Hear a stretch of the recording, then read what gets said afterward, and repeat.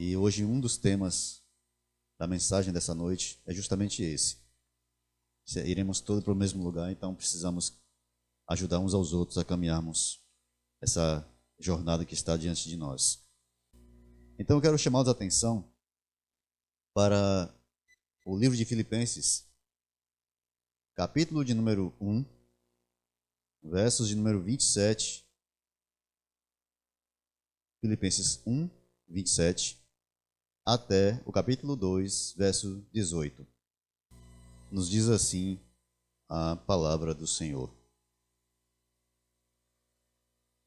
Somente deveis portar-vos dignamente conforme o evangelho de Cristo, para que, quer vá e vos veja, quer esteja ausente, ouça acerca de vós que estáis no mesmo espírito, combatendo juntamente com o mesmo ânimo pela fé do evangelho. E em nada vos espanteis dos que resistem, o que para eles, na verdade, é indício de perdição, mas para vós de salvação, e isso de Deus. Porque a vós vos foi concedido não somente crer em Cristo, mas também padecer por ele, tendo o mesmo combate que já em mim tendes visto e agora ouvis está em mim. Portanto, se há algum conforto em Cristo, se há alguma consolação de amor, se há alguma comunhão no Espírito, se há alguns entranháveis afetos e compaixões, completai o meu gozo, para que sintais o mesmo, tendo o mesmo amor, o mesmo ânimo, sentindo uma mesma coisa. Nada façais por contenda ou vanglória, mas por humildade. Cada um considere os outros superiores a si mesmo. Não atente cada um para o que é propriamente seu, mas cada qual também para o que é dos outros. De sorte que haja em vós o mesmo sentimento que houve também em Cristo Jesus, que, sendo em forma de Deus, não teve por usurpação ser igual a Deus, mas aniquilou-se a si mesmo, tomando a forma de servo, fazendo-se semelhante aos homens, e, achado na forma de homem, humilhou-se a si mesmo, sendo obediente até a morte e morte de cruz. Pelo que também Deus o exaltou soberanamente e lhe deu um nome que é sobre todo o nome, para que ao nome de Jesus se dobre todo o joelho dos que estão nos céus, na terra e debaixo da terra, e toda a língua confesse que Jesus Cristo é o Senhor, para a glória de Deus Pai. De sorte que, meus amados, assim como sempre obedecestes, não só na minha presença, mas muito mais agora na minha ausência, assim também operai a vossa salvação com temor e tremor, porque Deus é o que opera em vós tanto o querer como o efetuar, segundo a sua boa vontade.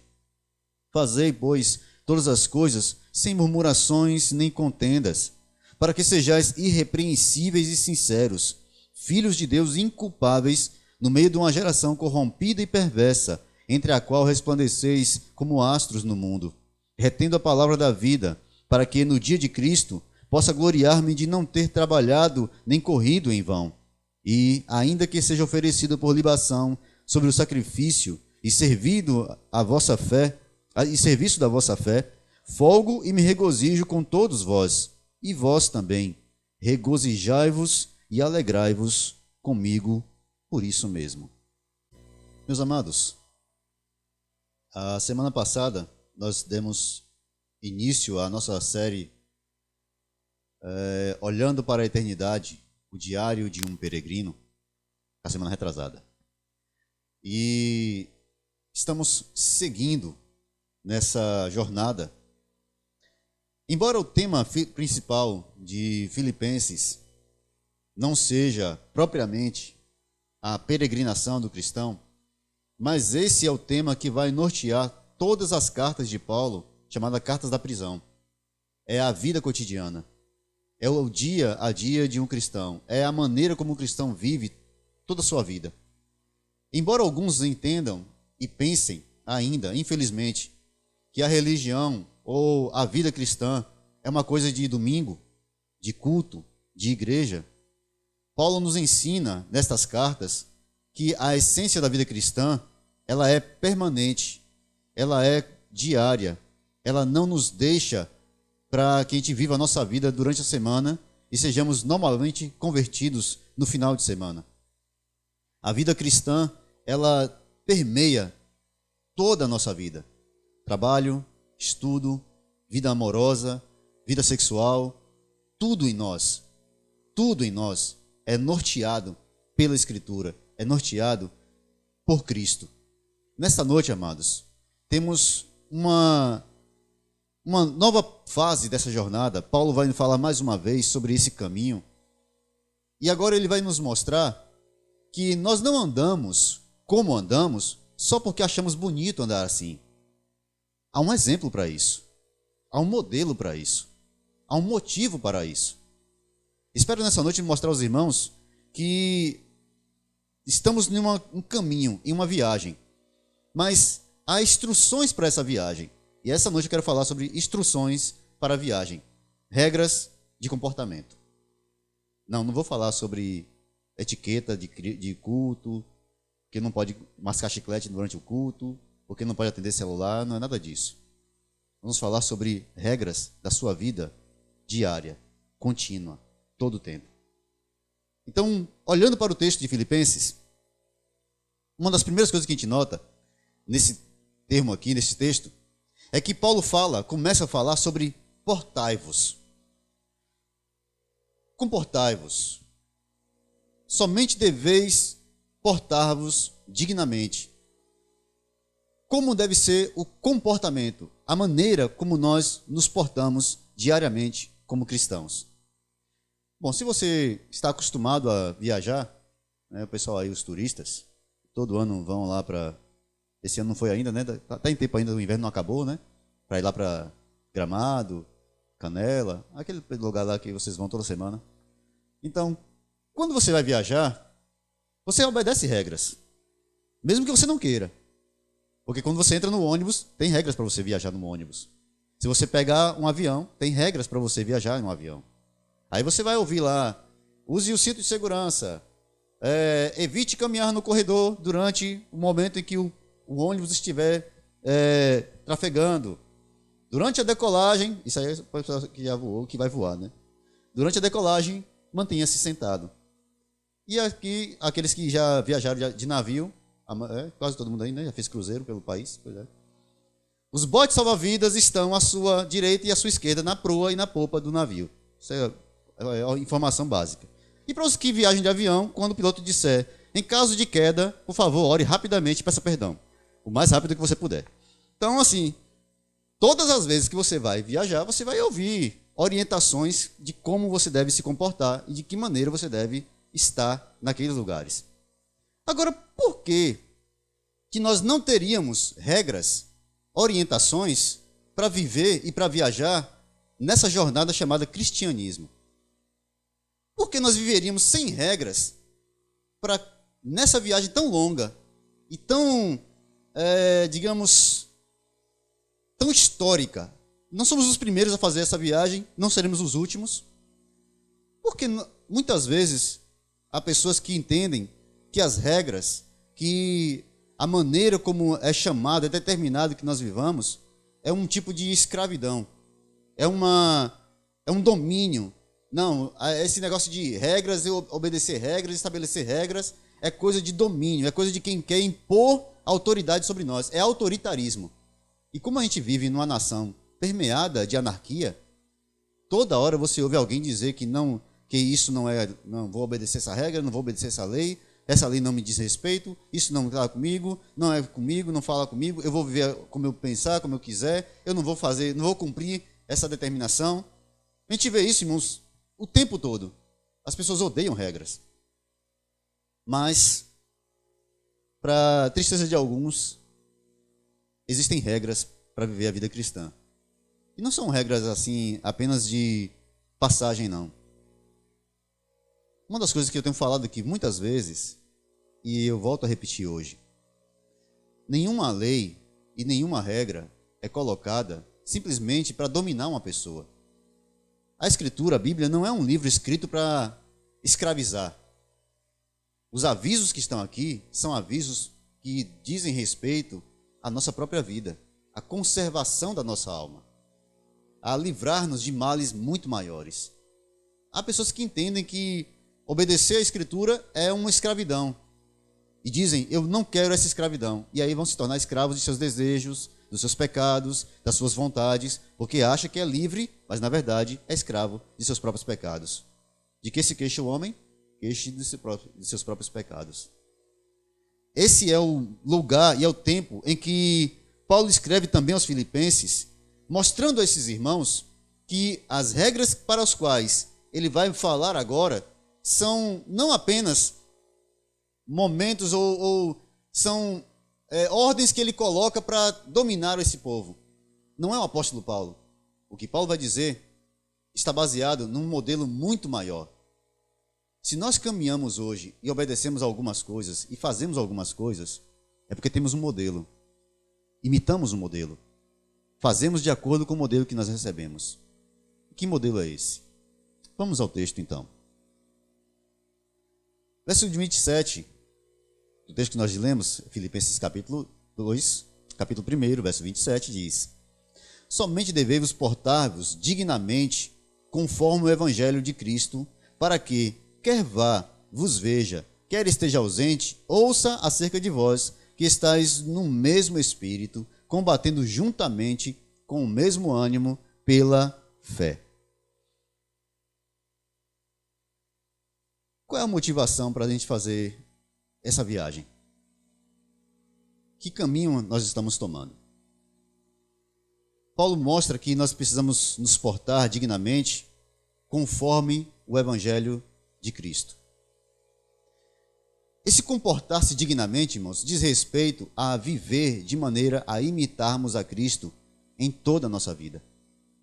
Bom, se nós estamos fazendo esta viagem tão longa, estamos peregrinando, estamos a caminho de algum lugar, primeira regra que eu quero colocar para os irmãos, não minha, da Escritura, é a motivação para fazer essa viagem. Qual é a motivação para estar nesse caminho? Se a motivação for autoexaltação, se essa é a vontade de aparecer, de mostrar, de determinar, de demonstrar que é bom, que é capaz, que pode ir além, se é baseado na minha própria vontade, no meu próprio desejo e na satisfação das minhas próprias vaidades, nós estamos na estrada errada, no caminho errado, pegamos o trem errado. Porque essa viagem, este caminho, não é para os fortes, não é para os grandes, não é para os melhores, não é para os maiores. É para os fracos, os dependentes, os que não podem, os que não são. Quem quer mostrar grandeza, pode escalar o Everest. Quem quer mostrar força, vai lá fazer o triatlon, o pentatlo. Quem quer mostrar sua capacidade e sua força, pode aí fazer os 1000 quilômetros lá de pedal, né? Cadê Júnior? Tá ali. Fazer os 3.000 quilômetros ao redor da Terra, lá, sei lá quantos 1000 quilômetros vai dar. Para fazer, tem várias coisas que você pode fazer. Mas o cristianismo, essa viagem, esse chamado, esse caminho, não exalta os homens. Não é para exaltação nossa. Não é para a nossa soberba. Nós não aparecemos. Nós não somos colocados no pódio. Só tem um pódio e um lugar, é de Cristo. Aqui, nós apenas seguimos a Ele. Nesse caminho, nós somos chamados não para aparecer, somos chamados para mostrar Ele. Tudo que fazemos é para que Ele apareça. Esse é o caminho dos humildes. Esse é o caminho daqueles que não entendem que a sua própria imagem é maior, melhor ou superior à dos demais. Esse caminho é para altruístas e não para egoístas. É interessante que todas as competições visam premiar o primeiro lugar. Todas. Não existe competição para o último, né? Quem chegar em último lugar ganha. Já viu essa? Eu me lembro não, né? O último a chegar, normalmente você vai falar outra coisa, né? Pois é, não vou repetir não, porque pode entender errado aí. Mas aí, essa competição que nós estamos não é uma competição, embora pareça, e alguns coloquem como tal. Parece que tem pessoas que tentam competir em termos de santidade, em termos de sabedoria, em termos de inteligência, em termos de poder de persuasão. Essa não é uma competição. Aqui, nesse caminho, o vencedor não é o que chega primeiro, porque todos chegarão. Todos os chamados chegarão. Aqui não é uma competição para quem chega primeiro. Aqui é uma competição, um caminho, uma jornada para todos chegarem juntos. Então esse caminho não é para egoístas, não é para soberbos, é para altruístas, para pessoas que entendem que o outro também é importante. A segunda regra que eu preciso mostrar aos irmãos, e aqui não é uma regra, mas é a base para essas regras. Se Deus estabeleceu essa maneira, essa forma, é assim que nós devemos caminhar. E ele vai dizer como é. Paulo vai mostrar aqui como é que nós devemos caminhar. Essa jornada é longa, mas como é que nós devemos caminhar nela? Paulo vai mostrar isso. Mas por quê? Baseado em quê? Por que é que eu preciso obedecer estas regras? Por que é que eu tenho que andar assim? Eu não gosto, irmãos, quando as pessoas falam assim, não, eu não faço isso porque eu sou crente. Ou porque eu sou evangélico, é pior ainda. Não, eu não faço essas coisas porque eu sou evangélico. Não, eu não vou para tal lugar porque eu sou evangélico.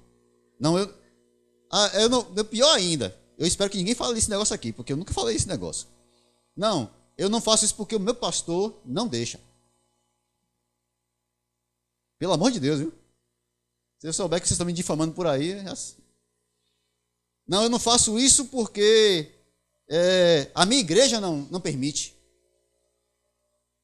A gente sempre acha alguém, né, para a gente dizer assim, ó, é por causa dele que eu não faço, porque se ele, sabe?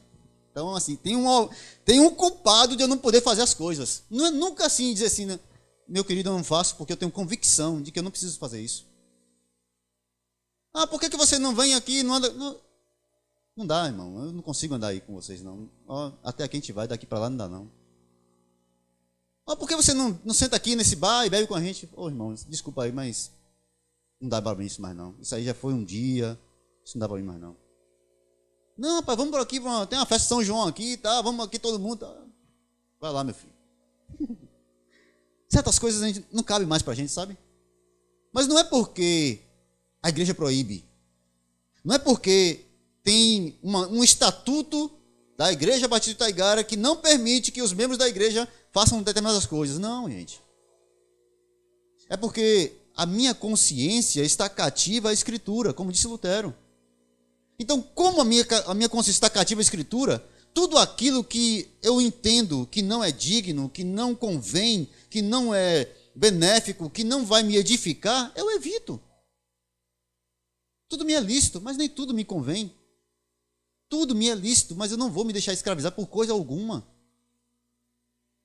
Então a gente precisa entender que as regras estabelecidas não são um estabelecimento de uma instituição, porque tem muita gente que acha que a igreja, a instituição, é que é responsável por todas essas coisas. Não é instituição. Se um dia, e se você for morar, Deus permita que não, mas se você um dia for morar num país onde não há reunião como essa aqui nossa, onde não tem uma igreja, onde talvez não tenha nem um pastor, onde talvez não tenha nem Bíblia, você vai fazer o quê? Quem é que vai nortear a tua vida? Quem vai te orientar com relação ao que você pode ou não fazer, deve ou não fazer, onde andar ou não, onde não andar? Quem vai te dizer o que fazer? Você mesmo? Baseado em quê? Então o apóstolo Paulo chama os filipenses a terem uma vida digna do Senhor, portai-vos de maneira digna do Evangelho de Cristo. Baseado em quê, Paulo? Vamos lá. Versículo de número 5. Tende em vós o mesmo sentimento que houve também em Cristo Jesus, o qual, tendo plenamente a natureza de Deus, não teve por usurpação ser igual a Deus. Capítulo 2, verso 5. Perdão, viu? Esqueci de falar. Mas, pelo contrário, esvaziou-se, tomando a forma de servo, fazendo-se semelhante aos seres humanos. Achado na forma de homem, humilhou-se a si mesmo, entregando-se à obediência até a morte e morte de cruz. Qual é a regra? Ou melhor, em que essas regras se baseiam? Nós não estamos num caminho que foi aberto por nós. O Evangelho não foi fundado por homem algum. O Evangelho não é uma invenção humana. Eu sei, tem muita gente que pensa que é. Tem muita gente que diz ainda, que ainda acha que a Bíblia é um livro que foi editado pela Igreja Católica Romana. Eu acho impressionante que depois de tantos anos, milhares de anos, de centenas de milhares de homens que se debruçaram sobre esse texto, de centenas de milhares de textos escritos, de todos os pergaminhos que foram encontrados terem sido estudados à exaustão, ainda tem gente que tem a cara de pau de dizer que esse texto aqui não é o mesmo que estava escrito lá, que Pedro falou, que Paulo falou, não é o mesmo. Por quê? Não é porque o texto, irmãos, está ruim, está errado, não. É porque quando eu não quero obedecer uma regra, eu digo, essa regra está errada. Sabe aquela pessoa que diz assim, eu quero estacionar naquele lugar, mas chega lá, estacionamento exclusivo. Mas eu quero estacionar ali. Aí ele vai e bota o carro lá. Aí quando chega o fiscal, ainda briga com o fiscal, porque botou o carro ali. Não, mas aqui não tem ninguém, está aqui a vaga, eu quero estacionar aqui, o que é que me impede de estacionar aqui? Tem pessoas que acham que as regras devem ser baseadas no que elas desejam. A Escritura não se dobra a homem algum. Deus não se organiza conforme a agenda dos homens. É o contrário. Nós nos rendemos à Escritura. Nós nos rendemos à agenda de Deus. E é isso que nós precisamos fazer. Então, Paulo mostra, em primeiro lugar, sintam o mesmo que o seu guia está sentindo ou sentiu. Quem é o guia? Cristo. Cristo é o guia nessa jornada. É Ele que nos leva pelo caminho. Lembra do Salmo 23? O bom pastor, que leva as suas ovelhas ao aprisco, que leva as suas ovelhas ao bom lugar, para tomar as águas tranquilas, para comer dos pastos verdejantes. O bom pastor, ele é o guia. Cristo é o guia nessa jornada. Só que antes de nós andarmos por esse caminho, ele andou. E mais do que isso, o exemplo do Senhor Jesus é um exemplo arrasador para qualquer um que tenha algum vestígio de soberba. Porque, irmãos, eu acho inadmissível um homem, uma mulher orgulhosos. E tem gente que tem orgulho de ser humilde, né? Primeiro sinal de que uma pessoa não é humilde, ela diz, eu sou uma pessoa muito humilde. É o primeiro sinal de que ela não é humilde. A soberba humana se disfarça de humildade. A soberba humana se disfarça, se pinta com cores de alegria, de humildade. Lembra das coisas que os judeus faziam para demonstrar humilhação? Rasgar suas vestes, jogar cinza sobre a cabeça, ficar sem comer. Aí lá no Isaías, Deus chama a atenção do povo, ó, isso aí não venham para cá assim não. Me façam um favor, cancela os cultos de vocês. Não venham não. E o próprio Jesus depois vai dizer, vai corroborar o que Isaías diz, dizendo, olha, esse povo me honra com seus lábios, mas o coração deles está longe de mim. São pessoas que tentam construir uma imagem do que não são de verdade. Então nós temos um exemplo aqui. Quem é o exemplo? Cristo. E aqui, irmãos, nós precisamos olhar para esse texto com muito cuidado, não porque ele seja difícil, pelo contrário, ele é extremamente claro. Mas temos que olhar com cuidado para que a gente não queira reduzir o que esse texto é. Esse texto não pode ser reduzido, ele é irredutível, ele não pode ser simplificado, porque o que está aqui é amplo, é grande, é poderoso demais. Deus, na sua soberania, na sua glória, sem qualquer necessidade de coisa alguma que nós pudéssemos dar a Ele, decide, por Ele mesmo, que Ele descerá, se humilhará, se tornará como um homem, mas não será um rei. Ele não descerá como um príncipe. Ele não descerá como um imperador. Ele não descerá como um César no Império Romano. Ele descerá como um homem. Não qualquer homem. Um homem sem qualquer honra humana.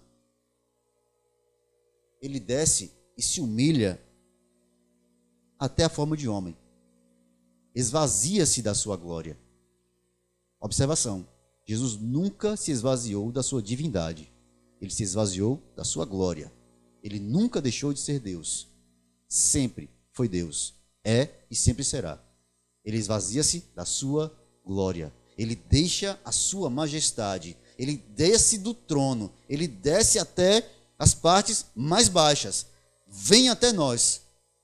E ele não vem a nós de maneira soberba, de maneira autoritária. Ele tem toda a autoridade. No entanto, essa autoridade vem permeada de humildade.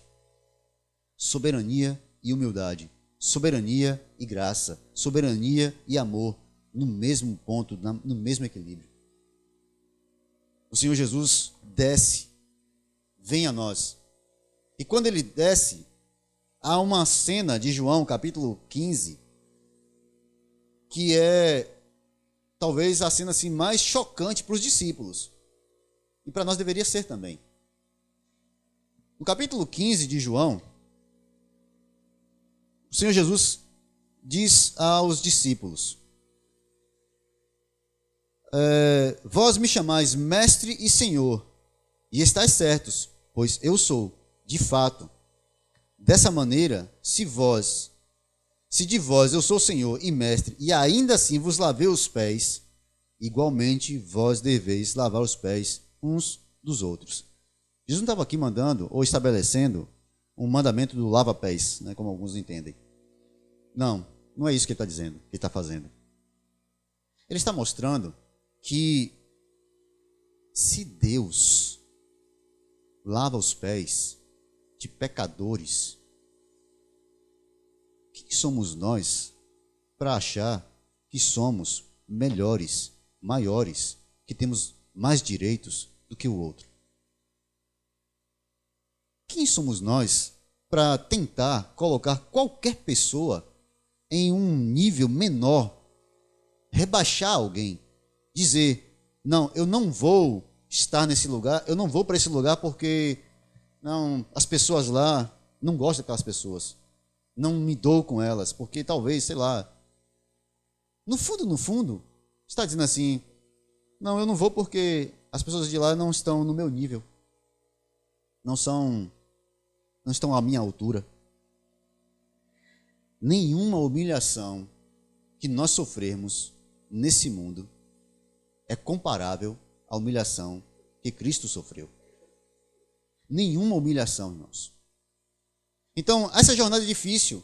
Esse caminho é complicado. Esse caminho tem muitas pedras. Olha, eu estou cansado desse caminho porque ele tem muitos obstáculos. Que obstáculos maiores Deus retirou para nos colocar na sua presença? O pecado era o maior dos obstáculos. Isaías nos diz isso. Deus não está com suas mãos encolhidas para que não possa salvar, nem seus ouvidos estão agravados para que ele não possa ouvir. Mas os vossos pecados fazem separação entre vós e o vosso Deus. O pecado é uma barreira, uma muralha, e nenhum homem no mundo consegue derrubá-lo. Então Deus vem e o derruba. É Deus que derruba essa muralha. É Deus que abre esse muro. É Deus que tira esse impedimento. É Deus que afasta aquilo que lhe afasta dos homens. Mas isso à base de uma humilhação, um resgate de amor. Eu quero lhe mostrar aqui, irmãos, nessa noite, que a humilhação de Cristo, ela serve como modelo para nós, porque infelizmente nós vivemos em um mundo soberbo. Você vai ouvir isso o tempo todo.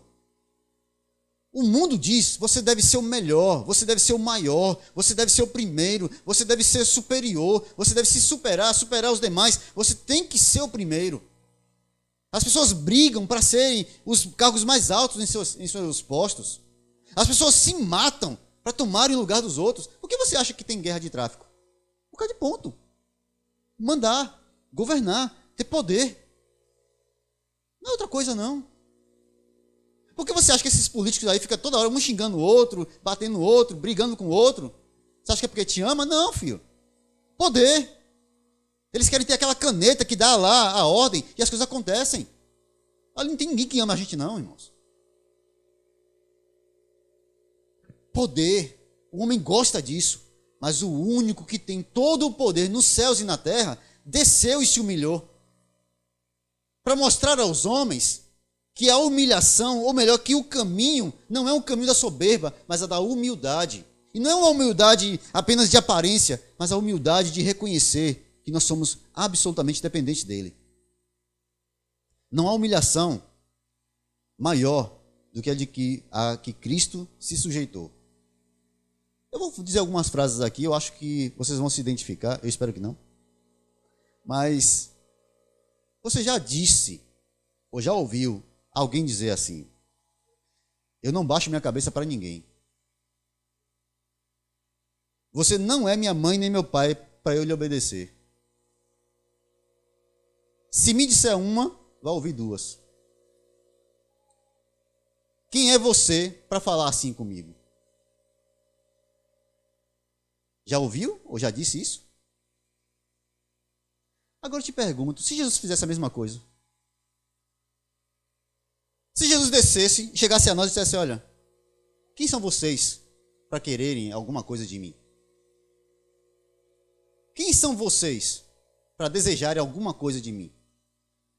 Quem são vocês para me dizer o que fazer? Quem são vocês? Ah, mas a gente foi criado em imagem e semelhança de Deus. Eu sou Deus. Pronto, acabou. Quem são vocês? Nós, às vezes, temos uma necessidade de superioridade, mas o Evangelho caminha na contramão disso. Nós não somos chamados para serem superiores, nós somos chamados para sermos humildes. Ah, mas eu não vou levar desaforo para casa, então leva para outro lugar, meu filho, mas vai ter que levar.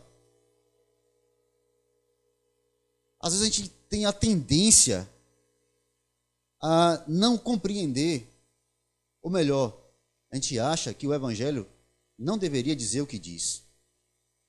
O que a gente faz, irmãos, com Mateus capítulo 5, versos 38 ao 48?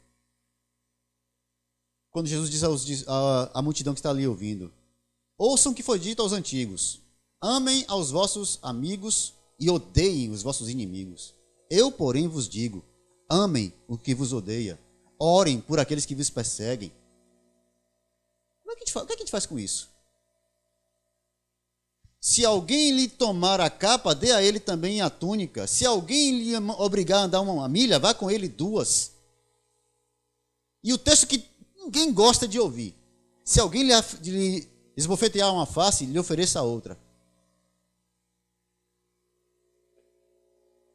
Nós não gostamos de ser afrontados, porque a gente acha que a nossa imagem é muito importante.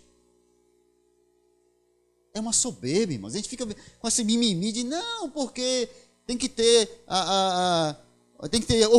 o amor próprio. Como é que eu vou amar o outro se não amar a mim mesmo? É o contrário. A gente se ama tanto que a gente esquece de amar os outros. A gente se ama demais. A gente está no topo da nossa necessidade de amor. Cristo mostra. Ele é o exemplo. Quer caminhar nesse longo caminho? Você tem que imitar a Ele. Precisamos imitar a Ele. E é um ponto que eu acho que é essencial ser falado nessa noite. Um desigrejado, irmãos, é alguém que acha que nenhuma comunidade é digno dele. Um desigrejado é alguém que acha que nenhuma igreja é boa o suficiente para ele estar. Um desigrejado é alguém que entende que ele é capaz de servir a Jesus muito melhor andando sozinho. Eu não preciso de ninguém. Parou. o Evangelho, e aqui Paulo mostra claramente, nesse percurso, Cristo humilhou-se de forma profunda, de forma trágica, para nos resgatar, para sermos um só, um corpo, nunca um indivíduo, um corpo, um grupo de salvos, que caminharão juntos, que irão juntos, que estarão juntos. Não há uma possibilidade, meus queridos irmãos, de chegarmos ao céu de maneira, como posso dizer, independente, sozinho. Eu vou por meus próprios caminhos, eu vou servir a Jesus do meu jeito, porque eu não dou para andar com essas pessoas. Certa vez eu ouvi uma frase, e é muito antiga, batida já, que diz que se você encontrar uma igreja perfeita, não entre nela, porque você vai estragar ela. Não existem igrejas perfeitas, irmãos, no sentido de comunidade perfeita. Olha, todo mundo aqui é maravilhoso. Não existe essa comunidade perfeita. Mas os 12 discípulos também não eram perfeitos. A igreja primitiva não era perfeita. Eu sei que tem muita gente que fala sobre a igreja primitiva, que canta a igreja primitiva, que usa a igreja primitiva como exemplo, mas a igreja primitiva não era perfeita. Havia sérios problemas ali. Mas eles continuavam sendo igreja do Senhor. O exemplo de Cristo é para que nós sejamos um com o outro, sem soberba, sem a ideia de que nós podemos ser maiores, melhores, superiores. O versículo de número 12 começa a nos mostrar agora o apóstolo Paulo chamando a atenção, e aqui é um chamar a atenção de, vamos dizer assim, mais complicado. Porque Paulo vai dizer algumas coisas aqui que a gente precisa compreender. Verso 12. De sorte, meus irmãos, que assim como sempre obedecestes, não só na minha presença, mas muito mais agora na minha ausência, assim também operai a vossa salvação com temor e tremor, porque Deus é o que opera em vós, tanto o querer quanto o efetuar, conforme a sua boa vontade. Deus é quem opera em vós, tanto o querer quanto o efetuar. Uma pergunta que fica aqui. Nós somos tão fracos, tão falhos, tão frágeis, que não conseguimos sequer andar sozinhos nesse caminho? A gente nem começou o caminho por nossa própria conta. A gente nem entrou nele, a gente não abriu ele, a gente não começou ele. Cristo começa o caminho por nós. Cristo vai à frente. Cristo abre o caminho para nós. E ao abrir esse caminho, ele nos leva por todo esse caminho também. Mas olha, observe. Deus não só nos conduz, mas ele nos leva a desejar, caminhar e continuar no caminho. A palavra aqui, usada por Paulo, é uma palavra que também tem a ver com o Espírito Santo, o Consolador, o que está ao lado. Há um fator, irmãos, que é essencial para nós. Eu sei, as regras parecem difíceis, o caminho parece complicado, tem muita coisa a se fazer. Eu não consigo viver nessas regras todas, dessa maneira. Eu não consigo. Eu tenho uma necessidade de aparecer, de estar em evidência. Pois é, essas vontades nossas são todas lançadas diante do Senhor. Nossas vontades, nossos desejos, porque Deus é quem vai operar em nós, querer e efetuar santidade, querer e efetuar andar com Cristo. Dependemos do Senhor para andarmos com Ele. Dependemos do Senhor para estarmos fortalecidos nele. Dependemos do Senhor para estarmos firmados no caminho dele. Dependemos dele. A soberba, o orgulho só impedem que nós ouçamos a voz do bom pastor e caminhemos pelo caminho que ele estabeleceu para nós. Só nos leva a negar o que ele nos chamou a ser e a fazer. Quando a gente lembra do que o Senhor Jesus disse no capítulo 15, verso 15 de João. Nós não somos capazes de fazer nada sozinhos. Nós não somos capazes de andar sozinhos. E ele diz: eu sou a videira, vós sois os ramos. Aquele que permanece em mim e eu nele, esse dará muito fruto. Sem mim, nada podeis fazer. Não há poder em nós para fazer, para continuar, para andar. E talvez seja aí que a gente veja tantas pessoas caírem, fraquejarem. Não confie em você mesmo, no seu próprio poder. Vá em busca do Senhor. Peça socorro ao Senhor. É Deus que opera em nós, querer e efetuar. É Deus que nos fortalece. Sem o Senhor Jesus, não conseguimos. Não chegaremos. Não é possível para nós. Não há força em nós. Esse é o contrário do que o mundo indica, irmãos. Isso é o contrário do que o mundo diz. O mundo diz: você pode. O Senhor Jesus diz: você não pode nada. O mundo diz: você é capaz. O Senhor Jesus diz: sem mim, vocês não conseguem fazer coisa alguma. O mundo está contrário a Cristo, na contramão de tudo que o Senhor Jesus nos diz e nos ensina. O verso 14, então, entram as últimas orientações desse texto. E eu quero lhe chamar a atenção para duas coisas aí, duas verdades que estão nesse texto. A primeira delas: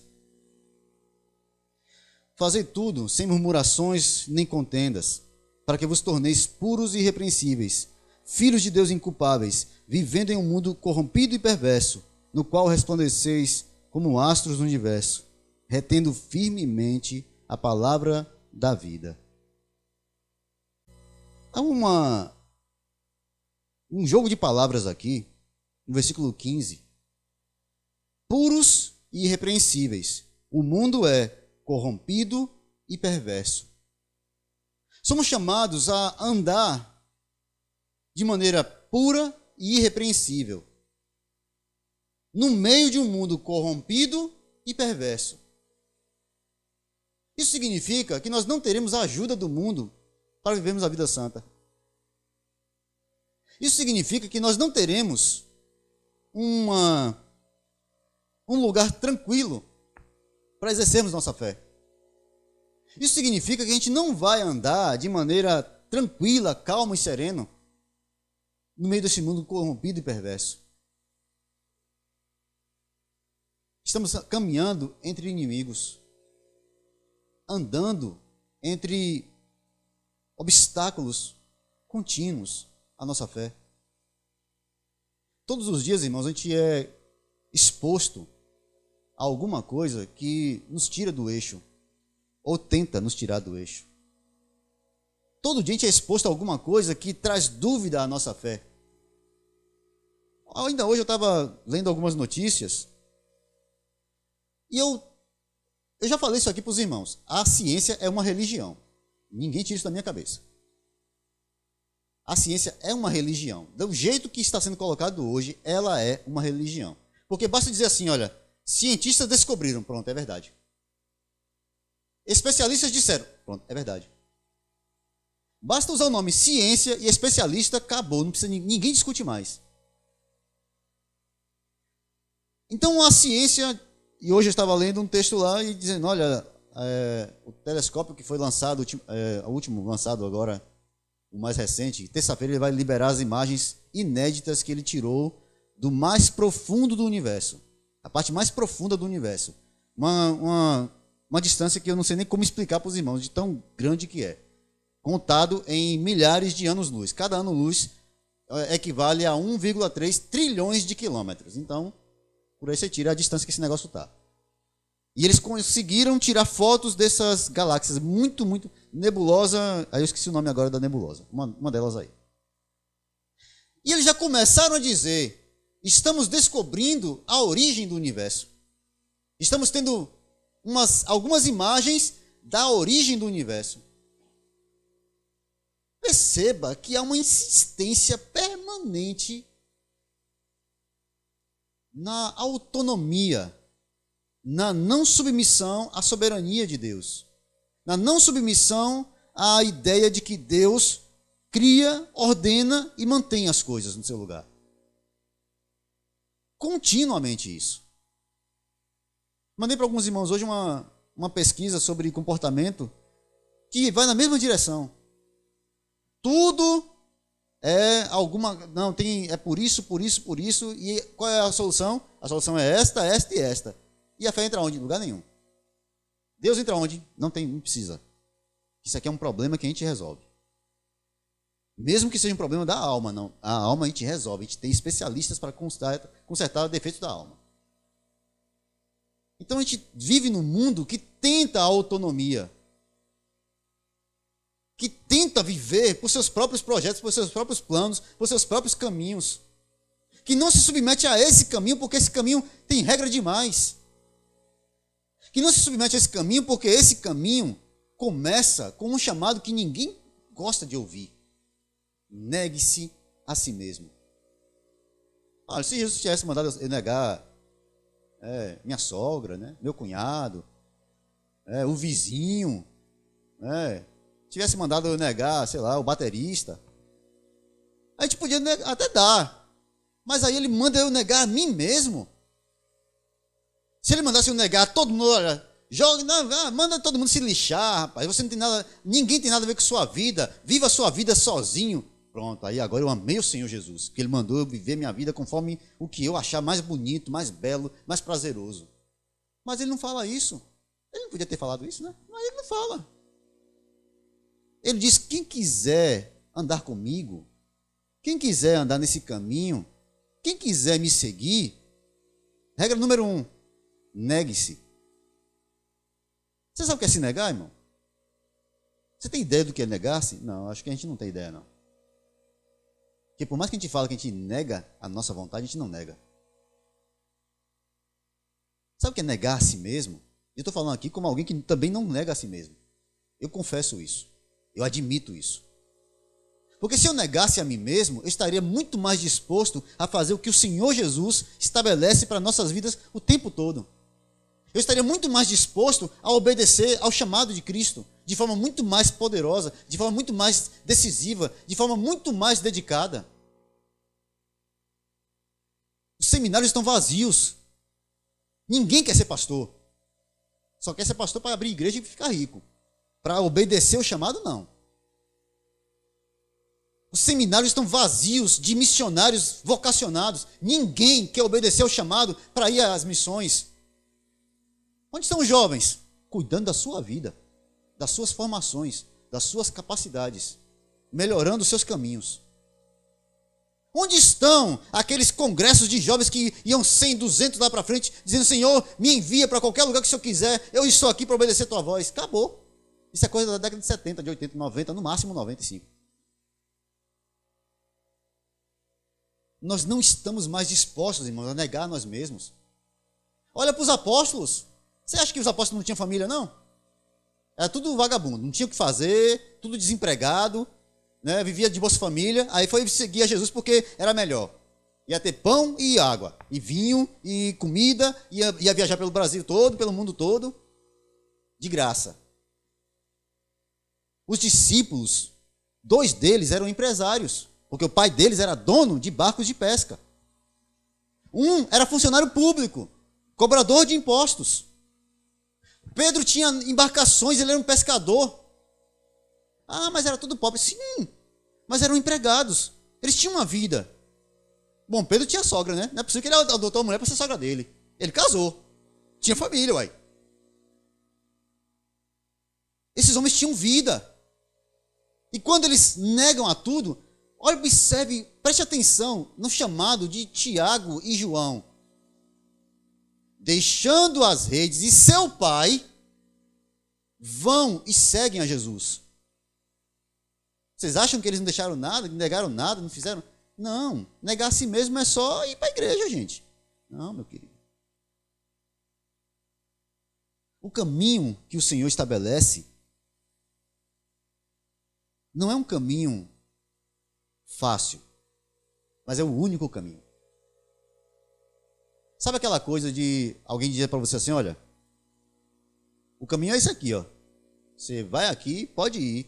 Tem pedra, tem um lamaçal aí no caminho, tem uns lugares muito perigosos, mas o caminho aqui é esse. Aí chega lá um gaiato e fala assim, eu sei um atalho. Eu conheço um atalho. Aí tu vai pelo atalho e se perde. E aí tem que chamar o bombeiro para te chamar, para te procurar no meio da floresta, porque tu está perdido, que não obedeceu o cara que falou, vai por aqui. Nós achamos que há atalhos para a vida cristã, e não há, irmãos. Não há.